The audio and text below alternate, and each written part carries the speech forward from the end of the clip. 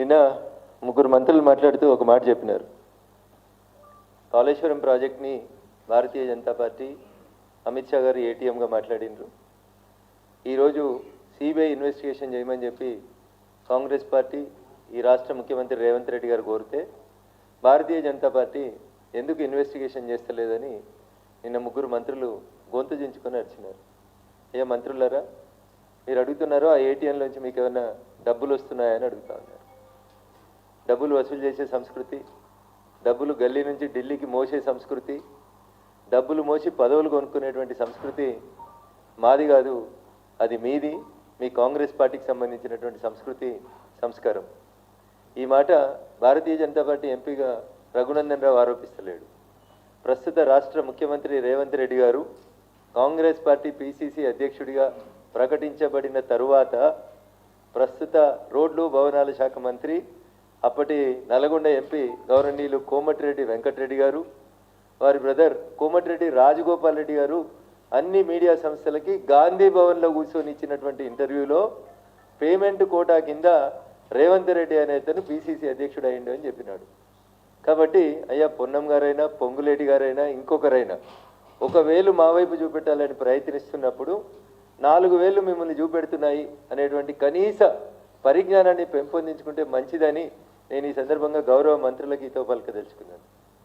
ఇంకో మాట, వారం రోజుల క్రితం వికారాబాద్ జిల్లాలో అనుకుంటా, పాత రంగారెడ్డి జిల్లాలో ఎక్కడో కాంగ్రెస్ పార్టీ జిల్లా డిసిసి అధ్యక్షుల సమావేశం శిక్షణా శిబిరం అని పెట్టినారు.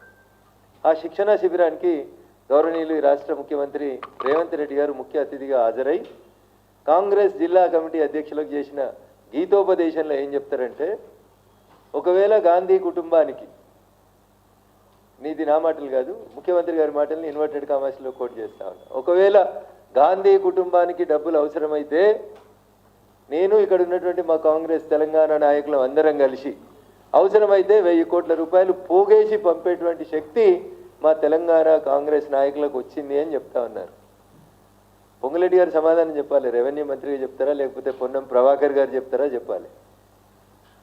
10 సంవత్సరాలు అధికారంలో లేని కాంగ్రెస్ పార్టీ, 10 సంవత్సరాలు అష్టకష్టాలు పడ్డటువంటి కాంగ్రెస్ పార్టీ ఒక్కసారి తెలంగాణ రాష్ట్రంలోకి అధికారంలోకి వచ్చి 2 ఏళ్ళు కాగానే అవసరమైతే 1,000 కోట్లు పోగేసి పంపిస్తాము అని గతంలో పంపినటువంటి విషయాల్ని అన్యాపదేశంగానే ముఖ్యమంత్రి గారు చెప్పినట్టు కనబడతా ఉంది.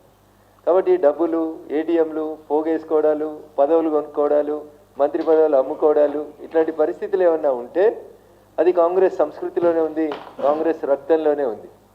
మీరు అడుగుతుండొచ్చు, లేకపోతే కొంతమంది మీడియా మిత్రులకు కూడా డౌట్ రావచ్చు, ఎందుకు మరి సిబిఐ విచారణ కోరితే కాళేశ్వరం మీద కేంద్ర ప్రభుత్వం సిబిఐ విచారణ చేస్తలేదని చాలామంది అడుగుతూ ఉన్నారు మిత్రుల ఈ మధ్యలో.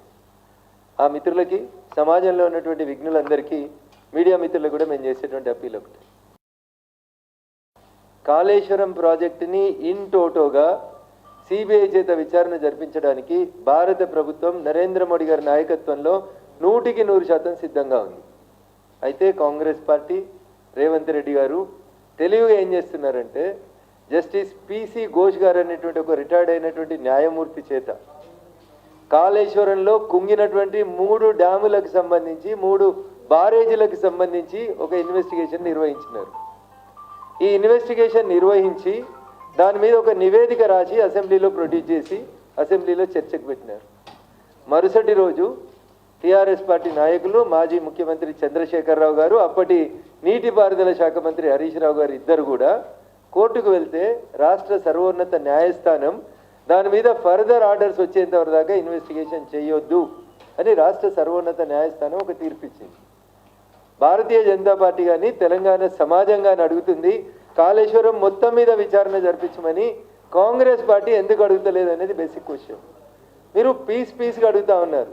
3 బారేజీలే, కుంగిన అన్నారం బారేజో, సుందిళ్లనో, వీటి మీద మాత్రమే విచారణ కావాలని కాంగ్రెస్ అడుగుతుంటే, భారతీయ జనతా పార్టీ నాడు అమిత్ షా గారు మాట్లాడిన మాటలైనా ఈరోజు మేము అడుగుతుందైనా ఇన్ టోటోగా 1,00,000 కోట్ల ప్రాజెక్ట్ అని చెప్పిన కాళేశ్వరంలో జరిగిన అవినీతి మీద ఆ నుంచి మొదలుకొంటే రౌతి వరకు, అంటే మొదటి అక్షరం నుంచి మొదలుకొంటే చివరి అక్షరం దాకా ప్రతి అంశం మీద విచారణ జరుపమని ముఖ్యమంత్రి గారిని మళ్ళీ ఒకసారి ఉత్తరం రాసి భారత హోంమంత్రి గౌరవనీయులు అమిత్ షా గారిని కలవమని చెప్పండి. కోర్టు స్టే ఎత్తేసిన మరుక్షణం భారత ప్రభుత్వం సిబిఐ చేత విచారణ జరిపించడానికి సిద్ధంగా ఉంది. కాబట్టి మీడియా ఉంది, మాట్లాడాలి కాబట్టి మాట్లాడదాం, ఏది పడితే అది మాట్లాడతాం, అటెన్షన్ డైవర్షన్ కోసం మాట్లాడతాం. ఖమ్మంలో జరుగుతున్న పంచాయతీని ప్రజలు దృష్టి మరల్చడానికి భారతీయ జనతా పార్టీ మీద మాట్లాడతాం, లేకపోతే బాపు ఘాట్ పేరు మీద పేదోళ్ళ ఇల్లు కూల్చి 5,000 కోట్లతోటి బాపు సమాధిని కడతాం.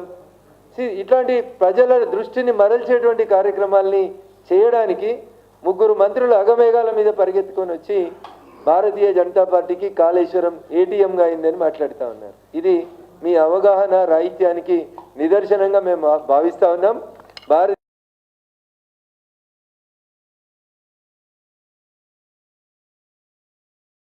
జనతా పార్టీ గౌరవనీయులు నరేంద్ర మోడీ గారి నాయకత్వంలో దాదాపు 12 సంవత్సరాలుగా ఎక్కడా ఎలాంటి అవినీతి మరకలు, డబ్బు కుట్రలు, కుంభకోణాల మరకలు అంటకుండా ఈ దేశం కాదు ప్రపంచంలో ఏ దేశానికి నరేంద్ర మోడీ గారు వెళ్ళినా ఆ దేశ ప్రధానులు సాక్షాత్తు ముందుకొచ్చి నరేంద్ర మోడీ గారి పాలనను, ఆయన అడ్మినిస్ట్రేషన్